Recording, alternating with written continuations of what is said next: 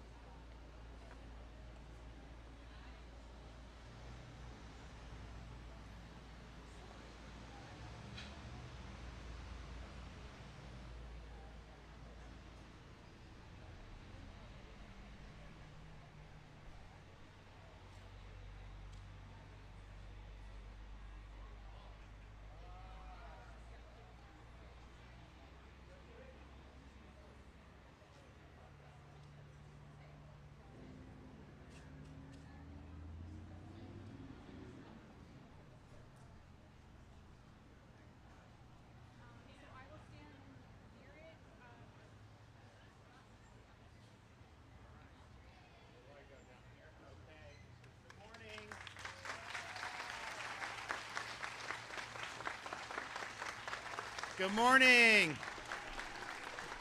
Great to see you in Jefferson County. It's great to be here. Please have a seat.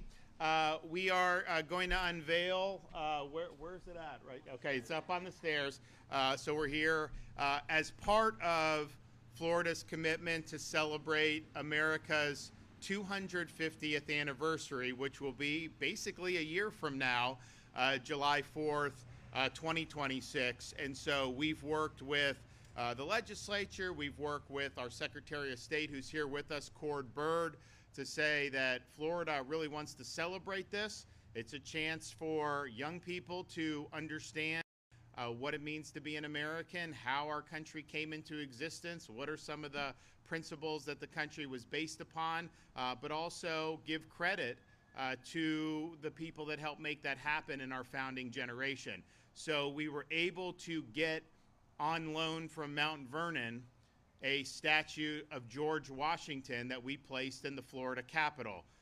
Amazing statue.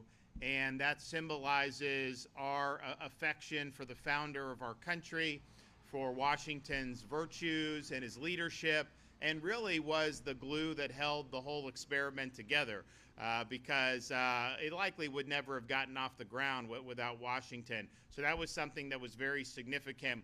We do believe that there's remaking of the Rose Garden at the White House, and there's been a request to whether that could go up to D.C., and so obviously we would honor that, but we will be given approval to do a replica from Mount Vernon. I guess you got to get the approval from Mount Vernon. So one way or another, we will have that.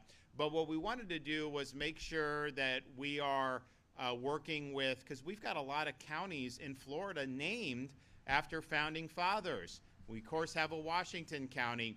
We have a Monroe County. We have a Madison County. We have a Hamilton County. We have a Franklin County. And yes, we have here a Jefferson County. And so we want to make sure, particularly in those counties, that we are providing what we can from the state to have commemorations of those namesakes. And so what we'll be able to unveil today is a statue that the Secretary of State was able to acquire of the namesake of this county, Thomas Jefferson. And I think that that's something that's appropriate. We know that when we celebrate the 250th next July, that we will be reflecting a lot on the Declaration of Independence. Not only what is written there, but what those words mean, and also what went into it. And if you think about back then, when they had skirmishes with the in the colonial times with Britain over the Stamp Act, you had the tea in Boston Harbor, you had a lot of things that built up over probably more than a decade, but for most of that, they basically just viewed themselves as being treated as second-class citizens. They basically just wanted to be viewed as first-class Englishmen, treated no different than if they were across the pond. I don't think initially it was going to be as grand. I think these were protests where they were trying to assert their rights as Englishmen, and they felt that they were not getting that as colonists. And I think that's probably true. But as it built, it really got momentum. And so they then met in Philadelphia in 1776 to determine what would be the course of action that they would ultimately take. And to be honest, if you look at some of the things that they dealt with, some of these taxes and everything, honestly, they were, compared to how we're taxed today, was kind of modest, but they were very sensitive about if government could tax them and they had no say in it, even if it was a small amount, that they were basically consigning their rights away and they'd end up in the dustbin of history. And so they had to assert their right to govern themselves and to have a say into how these things are done. So they meet there and they make this momentous decision to actually declare independence. And that wasn't something that's done willy-nilly. I mean, you see now these people, like anything happens, people go out and virtue signal and they'll say this and that. And a lot of it's just hollow, right? Because you can go out and pop off on social media. You can do this. Nobody cares. Well, back then when they took that step, they were pledging their lives, their fortunes, and their sacred honor. And every single person that signed that declaration on July 4th, 1776, effectively was signing their own death warrant. Because if the revolution was not effective, they all assuredly would have been put to death. So they had a lot on the line. And probably isn't surprising how, we know even today it's similar. You had most people at that time were apathetic. So you had some that were in favor of independence. You had some that were in favor of remaining colonies of Great Britain. And you had a lot of people that, they just didn't want to be bothered by it. Maybe they wanted independence, but they didn't want to risk anything, all this stuff. And that's just normal. That's how human nature is. So these guys were really putting themselves out there. And so when it became time to explain why they were asserting independence, they had an opportunity to articulate these reasons in a way that would really mark a turning point in human history. And so they turned to Thomas Jefferson, who was 33 years old at the time. Now, look, 33 then is a lot older than it's considered now, but even then he was on the younger side of some of the delegates there. And so they turned to him to be able to put into words the reason for why they were doing this and to articulate the rationale. And Jefferson didn't come up with the rationales. There were ideas that were nurtured over many centuries that led to the American Revolution, but he was the one that was able to distill that into really powerful statements that live to this day. John Adams said that in the Declaration of Independence, Jefferson's words gave voice to a revolution that will echo through the ages. And that's been 100% true. When they sat down to sign the Declaration of Independence, the standard in government was that kings and autocrats would determine whether you had freedom or not, what your privileges were, and anything that you were able to do was basically a courtesy of the state. They believed in a divine right of kings, basically. So God is endowing the ruler with power, and then the ruler can kind of parcel out little crumbs to the citizenry as the ruler sees fit. And that really wasn't questioned for much of human history. The founding fathers in the Declaration, what Jefferson wrote, they turned that on its head. And they said, no, our rights do not come from government. Our rights as people come directly from what Jefferson said, the Creator, which is God.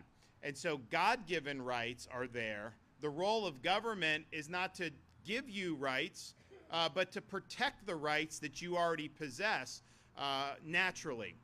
So he articulated that and the purpose of government and saying how we hold these truths to be self-evident, that we are endowed by our Creator with certain unalienable rights, among these life, liberty, and the pursuit of happiness, and that all men are created equal. Now, that was an aspirational statement at the time, but it was a revolutionary statement because they were asserting that the power ultimately resided with we the people, not with the government. So Jefferson puts pen to paper on that.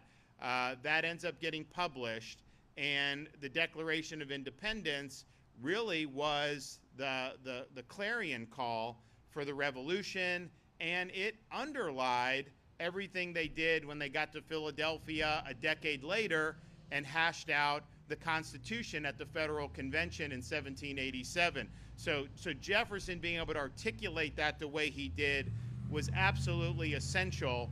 And ultimately, how you say things, how you articulate, how people gravitate really is important, and those words have really reverberated throughout history.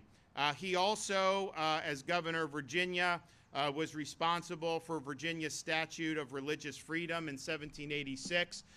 Even when we had the Constitution ratified in 1787, 1788, and you had the government start in 1789, even after they ratified the Bill of Rights, when the First Amendment, which says government shall not, no law respecting establishment of religion, you actually had a lot of established churches throughout the country, particularly in New England.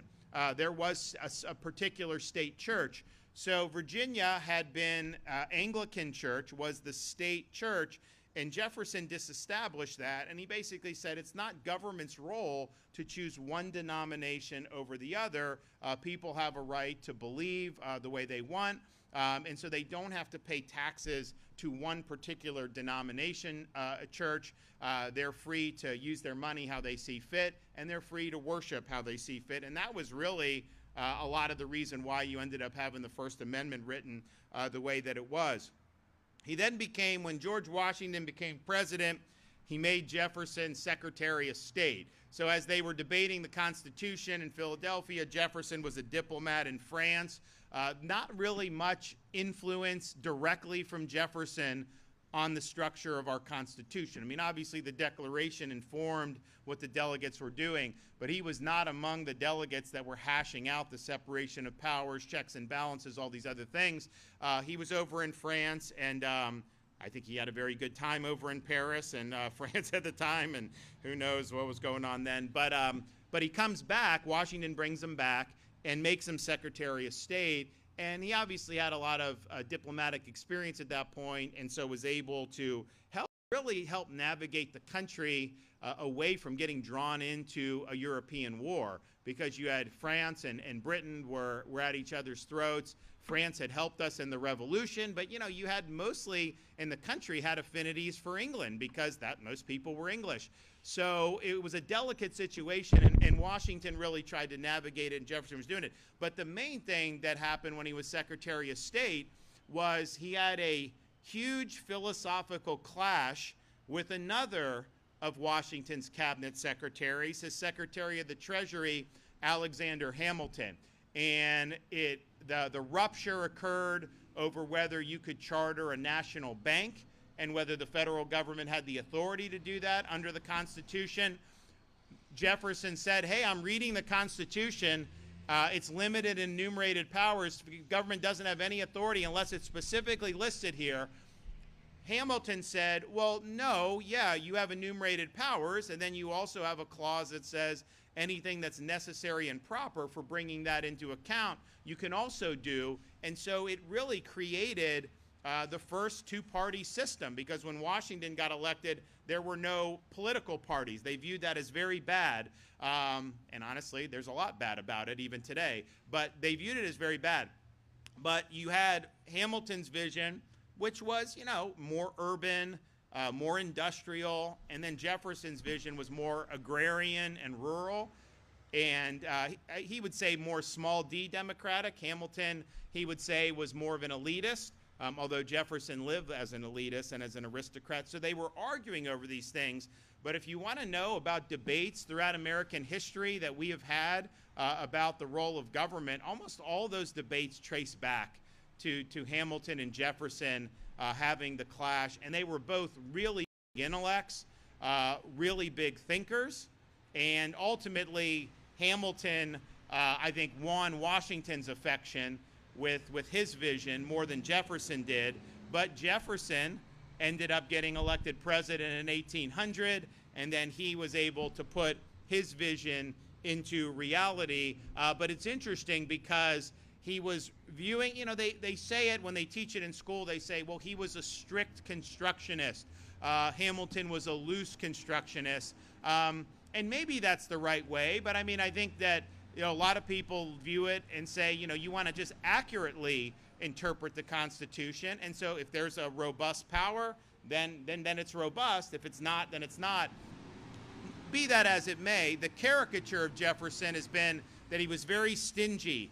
He read every single power very narrowly. You couldn't really move a muscle at the federal level unless it was specifically there in the Constitution. But then he had an opportunity to do something which no president has been able to do since then, and that's double the size of the country with the Louisiana Purchase.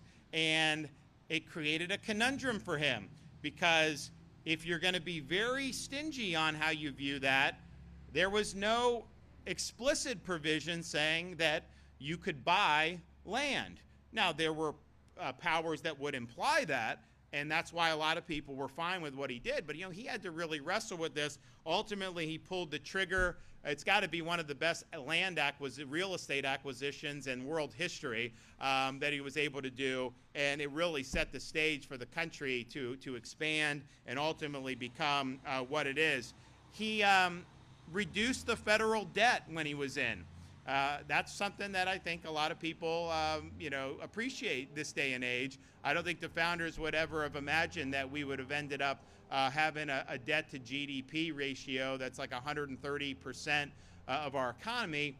So he really was fiscally responsible, and he did believe in limited government.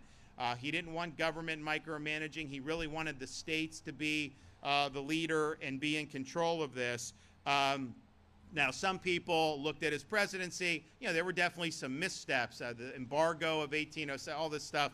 And I think it was Benjamin Rush that said, you know, he loved Jefferson, but Jefferson may have had a little bit more genius than judgment on some of these core issues. So that's something that people have criticized him for. And he's also, of course, been criticized for having written the Declaration of Independence, saying that all men are created equal, and yet continue all the way until the end to own a lot of slaves. And people say, you know, you were in Virginia, you know, it was a plantation type society before the Declaration.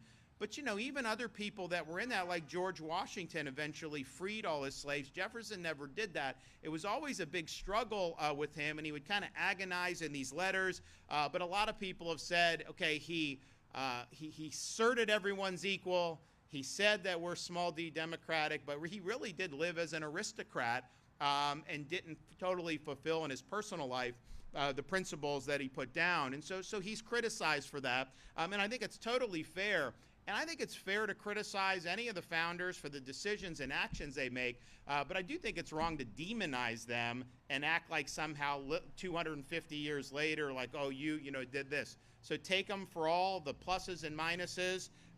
And even when he retired, you know, he founded one of the great universities in this country, University of Virginia. He designed the University of Virginia. He was an architect and was able to do that. Honestly, this building is similar to kind of Jefferson's style of architecture. So he was a very multifaceted guy, not just a statesman. He was a scholar, he was a writer, he was an inventor. He did a lot of things that, you know, you really probably wouldn't see too many people who were able to do that in this day and age. And so I think it's appropriate that the state of Florida is recognizing, you know, all the people that helped bring into fruition our country. But I think here in Jefferson County, I think it's appropriate to be able to have a statute that's been provided by the state of Florida so people can see the namesake and really study, and particularly for young people, think about, you know, some of the major issues that they were dealing with at the time, how he navigated independence, how he navigated some of these things. Really, really significant history. So I want to thank Cord Bird for helping make this happen. You know, we met at the end of last year, and I was like, we really want to do well here. We want to get this done. And I think we're really ahead of the curve with where other states are going. We've done the Washington. We have the Jefferson we'll unveil here. I know we're working on Hamilton, Madison. I think Franklin's in the works. We have that coming, which will be really, really good. And on it goes. And, you know, we're not just going to only do counties that have namesakes. We think that America's 250 is important to celebrate in a wide variety of ways across all of Florida, and that's exactly what we're going to do. So, Cord, you want to come up here, and we'll get this done?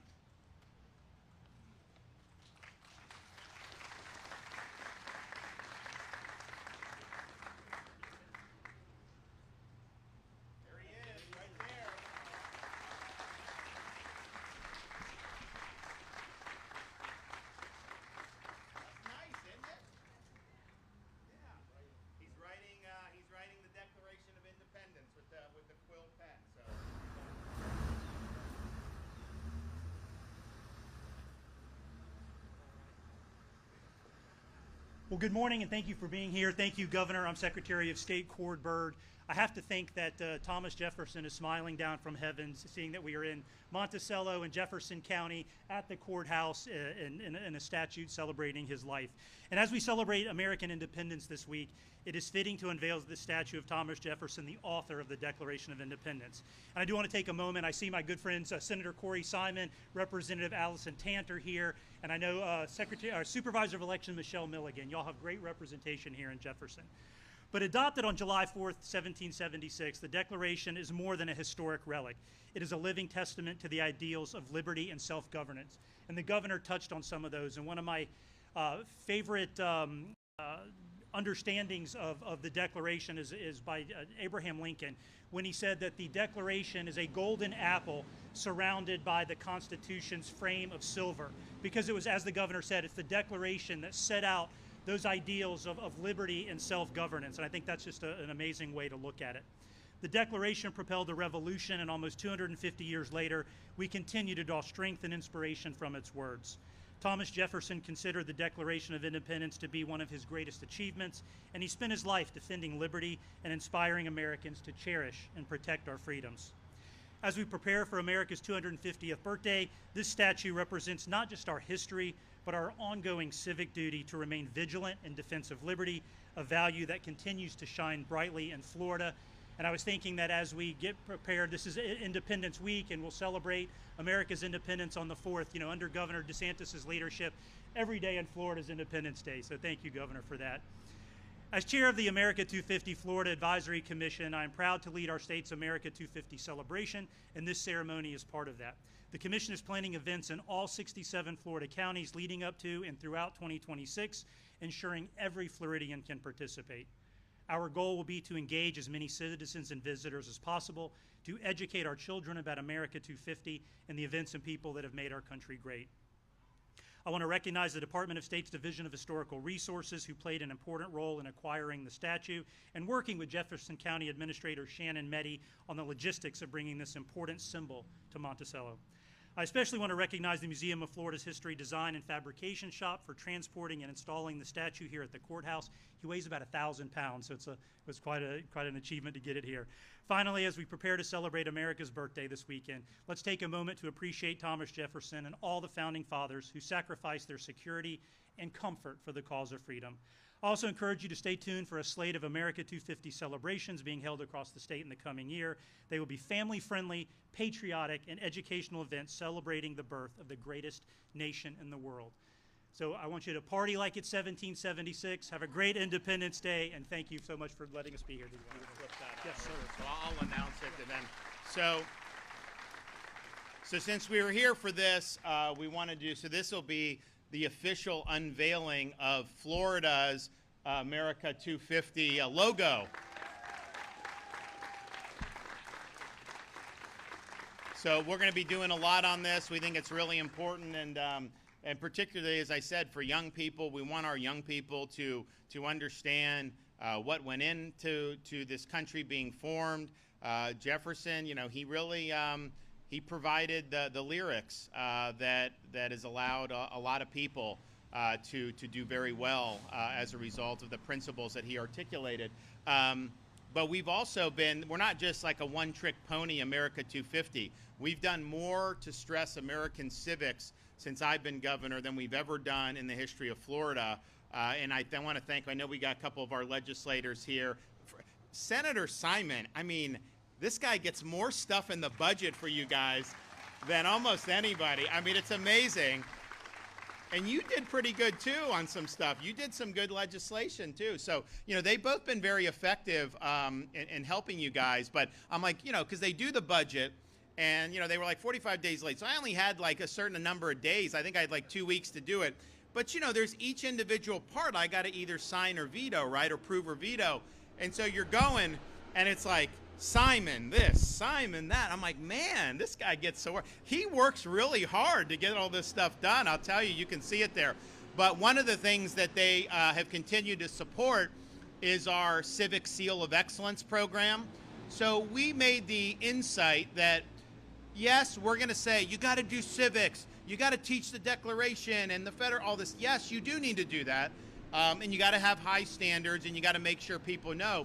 but you also have to have teachers that are well-versed and passionate about this stuff too. And the reality is that if you're going to a lot of universities in this country right now, you're probably not going to get a very good education on the foundations of America. It's almost viewed as passé. It doesn't fit into their ideological agenda. Obviously, people, they villainize some of these, you know, the ideological warriors in these universities have villainized the founding fathers. So you end up where even if this is something you want, you just may not have access. So we created, working with the Florida Department of Education, as well as a bunch of scholars around the country, people from like Hillsdale College, people from all these great organizations, and we created a 50-hour course. And so if you go through that, you get a $3,000 bonus for going through it. It's not just for civics teachers. If you're a history teacher, by all means, English teacher, heck, if you're a science teacher, we want you to do, because we think it's important, because the insight is basically, we can sit here and say, you know, this kid needs to go to college and become a doctor. This kid needs to go college and go to business. This kid maybe go to trade school and will do this or that. Great. There's a whole bunch of different pathways. But every single person that comes out of our K system in Florida will be called upon to exercise the responsibilities of being an American citizen and being somebody that is that has agency over the future of the republic. And so we take that obligation seriously to make sure we're not just graduating a bunch of blank slates, that they actually have a foundation to understand what all these ideas mean, what went into it.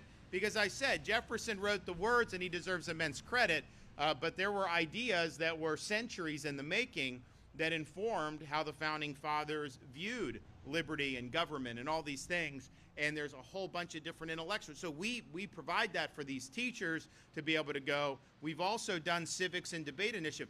Every county in Florida now has the civics and debate where they do these contests.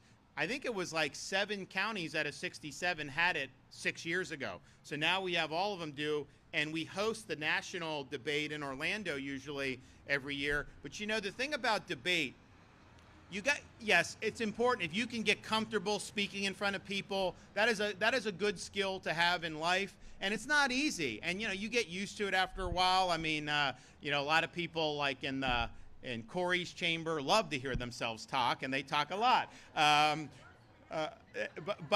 And so some people really like to, but not everyone's comfortable. So I think it's good to get young people comfortable, get on your feet, and be able to make a point and make an argument. And especially in an age where everyone's buried in their phones and thinks that that's the way you communicate and deal with other people. No, actually, the way you deal with people is in the flesh, and that can't become a lost art. So I do think that that's important. But I also think in terms of sharpening people's mind, the good thing about speech and debate is you're given a topic, and then they tell you which side you have to argue. So, for example, I'm a big believer in term limits for Congress, and I think we need it. And I've gone around the country and helped other states do what Florida's done to try to push forward on it. But maybe I get assigned to argue against term limits. Now, I personally don't find the arguments very persuasive, but it would cause me to have to maybe get out of my cocoon a little bit, look at an issue from somebody else's perspective, and then make some arguments about why something that I personally believe deeply in actually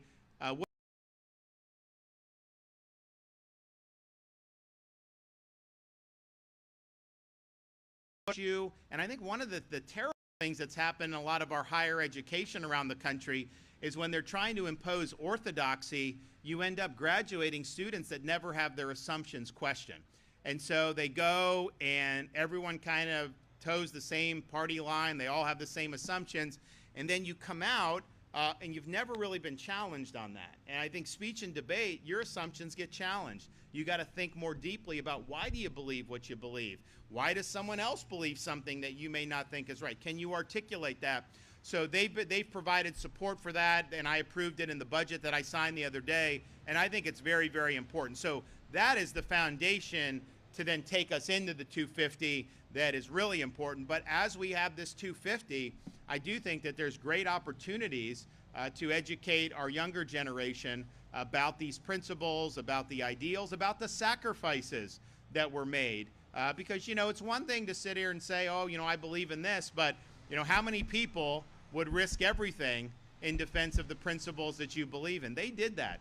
They knew that there was no turning back. Once they signed that document, they knew that they were on that target list, and they would not have lived to see their future had they not succeeded. So they went all in on liberty. They went all in on a really big historical gamble, but the gamble paid off because they were able to establish a new republic based on principles that were not just unique to 1776, principles that have endured throughout the centuries. And so that is something that's worth celebrating. That is something we will celebrate. You will probably be seeing more of this logo in the next year, but our view is we're going to keep celebrating leading up to July 4th of 2026 to commemorate 250. So you'll see us through the balance of this year and then all in the next year. And we've got a lot of cooks in the kitchen come up with great ideas to be able to really make this special in the state of Florida. Some states may not lean into this. Some states may just do their own.